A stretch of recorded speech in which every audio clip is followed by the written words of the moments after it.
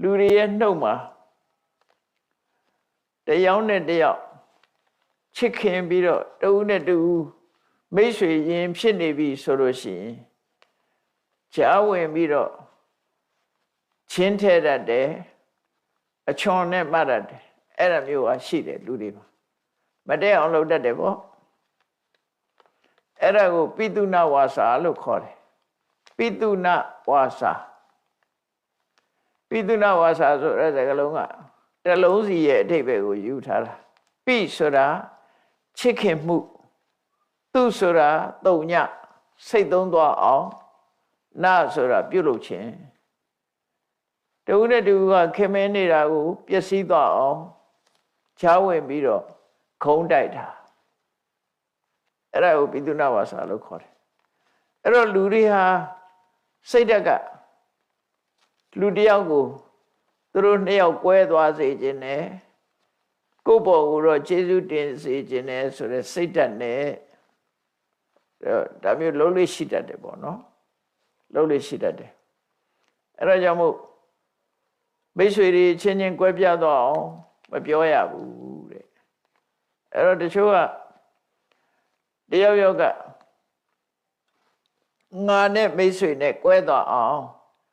ခုံးတဲ့စေကပြောမယ်ဆိုရင်ငါကြိုက်မှာမဟုတ်ဘူးထို့တူရဲ့ငါက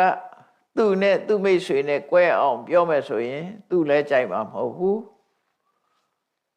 သူမကြိုက်တဲ့ငါမကြိုက်တဲ့ဟာဒီသူမကြိုက်တဲ့ဟာပဲဖြစ်တယ်သူမကြိုက်တဲ့အရာငါဘာလို့လုပ်ရမလဲကိုချင်းစာတရားထားလိုက်ပါတဲ့အဲ့လိုထားပြီးတော့ခုနလိုပဲပိတုဏဝါစာကနေပြီးတော့ကိုယ်တိုင်လည်းရှောင်တယ်သူများကိုလည်းတိုက်တွန်းခြင်းမလုပ်ဘူးချီးမွမ်းစကားလည်းမပြောဘူးဆိုလို့ရှိရင်သုံးဘက်သုံးတန်ကစင်ကြယ်သူဖြစ်သွားမယ်ဒါကိုချင်းတရားနဲ့ပတ်သက်ပြီးကိုယ့်ကိုစဉ်းစားပြီးတော့စင်ကြယ်တာဖြစ်အောင်ကြိုးစားဖို့မြတ်စွာဘုရားသွန်သင်ပြတာနော်နောက်တစ်ခုကဘာလို့ဆိုရင်ဖရုဒဝါစာဖရုဒဝါစာဆိုတာကျမ်းတမ်းတဲ့စကားဆိုတာတစ်ဖက်သားမခံကျင်တဲ့စကား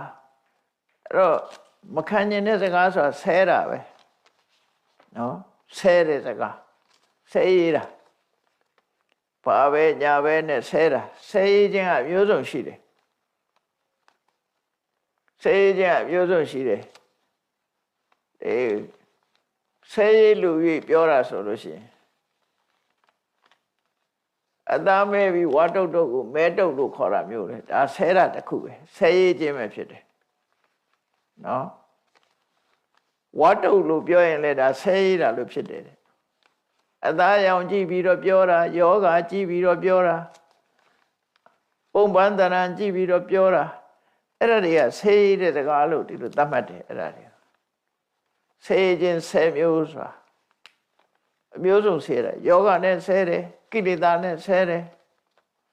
နာဘူးလို့ပြောရင်ဒါကိလေသာနဲ့ဆဲတယ်လို့ခေါ်တယ်အယူလို့ပြောရင်လည်းဒါဆဲတယ်လို့ခေါ်တယ်တော့တစ်ဖက်သားမခံနိုင်အောင်လုပ်တဲ့ဟာတွေမှန်သမျှဖရုဒဝါစာလို့ခေါ်တယ်နော်ဖရုဒဝါစာလို့ခေါ်တယ်အဲ့ဒီဖရုဒဝါစာနဲ့ပတ်သက်ပြီးတော့လေကိုယ့်ကိုစဉ်းစားလိုက်ပါငါကသူများကိုဆဲရတိုင်းထွာပြောရင်သူများကကြိုက်မှာမဟုတ်ဘူးငါကိုလာပြီးဆဲရတွဲထိုင်ရင်လေငါမကြိုက်ဘူးသူလည်းမကြိုက်ဘူးငါလည်းမကြိုက်ဘူးသူမကြိုက်တဲ့အရာသည်ငါမကြိုက်တဲ့ငါမကြိုက်တဲ့အရာသည်သူမကြိုက်တဲ့အရာပဲဖြစ်တယ်အဲ့တော့သူမကြိုက်တဲ့အရာမျိုးငါဘာလို့သူများသွားလောက်ရမှာလဲဆိုတဲ့ကိုကျင်းစာတရားထားလိုက်ပါတဲ့